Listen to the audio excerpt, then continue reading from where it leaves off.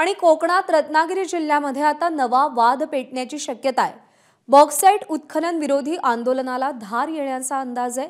नाणार भागामध्ये 145 हेक्टरवर बॉक्साइट उत्खननाच्या प्रकल्पाची जनसुनावणी 29 ऑगस्टला आहे।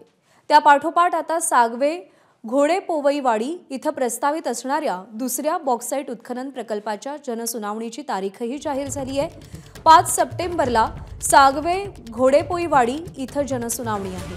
त्यामुळे ऐन गणेशोत्सवात कोकणात बॉक्साइट उत्खनन विरोधी आंदोलन रणशिंग फुंकेल असा अंदाज आहे।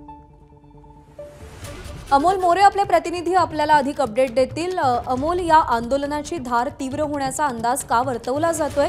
काय भूमिका आहे या बॉक्साइट उत्खनन खाणी विरोधातल्या आंदोलकांची?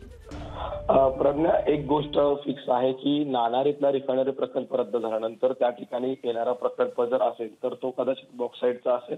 अर्थात जनसुनावणीनंतर याबाबतचा निर्णय जो आहे की कोकणी माणसाची किंवा तिथल्या स्थानिकांची जी भूमिका आहे ती स्पष्ट होईल। आता एकंदरीत ज्याप्रमाणे तू म्हटलीस, आंदोलनाची भूमिका तिथले नागरिक घेतात का किंवा तीव्र किती होतात हे पाहावं लागेल, कारण की काही प्रमाणामध्ये तिथे संमिश्र प्रतिक्रिया सध्याच्या घडल्या तरी ऐकायला मिळतात काही जणांशी बोलल्यानंतर।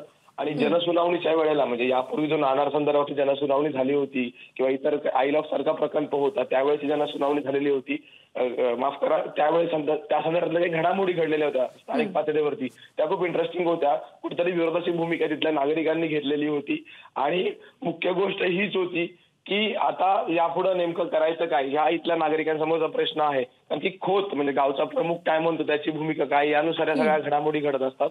आणि नागरिकांची भूमिका आपल्याला साधारणपणे जी सुनावणी होणार आहे त्या दिवशी याबाबतचा अंदाज यायला सुरुवात होईल। कुठलाही व्यक्ती सध्या तरी उघडपणे किंवा कुठलीही संघटना जनसुनावणीच्या पूर्वी उघडपणे पुढे येण्यासाठी तयार नाहीये।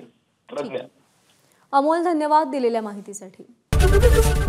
एबीपी माझा, उघडा डोळे बघा नीट।